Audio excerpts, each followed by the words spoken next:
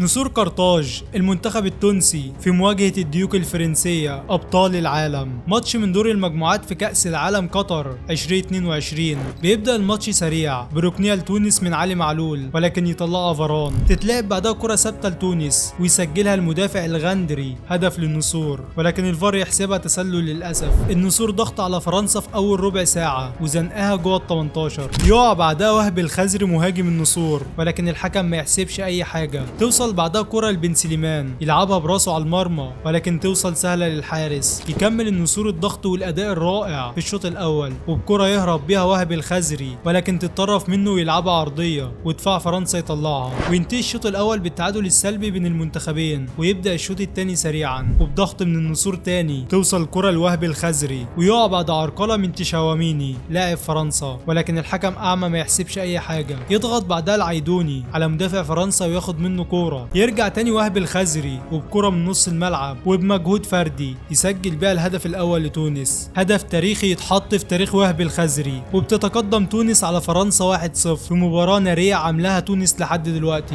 تضغط فرنسا علشان تحاول ترجع في النتيجة، ويشوط ديمبلي كرة بشماله حلوة قوي، لكن الحارس يشيلها. توصل بعدها كرة لرابيو واقف لوحده تماما ويلعب كرة على المرمى، ولكن وحشة قوي وتعمل بند وتطلع بره. يهرب بعدها مبابي من المدافعين ويشوط كرة على الجول، ولكن ده حمام صمام الامان للنسور. وفي اخر دقايق اللقاء يشوط مواني كوره على مرمى النسور، بس بتعدي بسلام وامان جنب القائم. بيرجع تاني مبابي بكوره في الوقت البدل الضايع، ولكن كالعاده دحمان عامل ماتش عمره. اخر دقيقه في الوقت البدل الضايع وبكوره ثابته لفرنسا توصل لجريزمان ويحط هدف في اخر الثواني، ولحسن الحظ يحسبها الفار تسلل ويتلغي الهدف. وينتهي بعدها اللقاء بفوز تاريخي لمنتخب تونس علشان يفوز فريق عربي على بطل العالم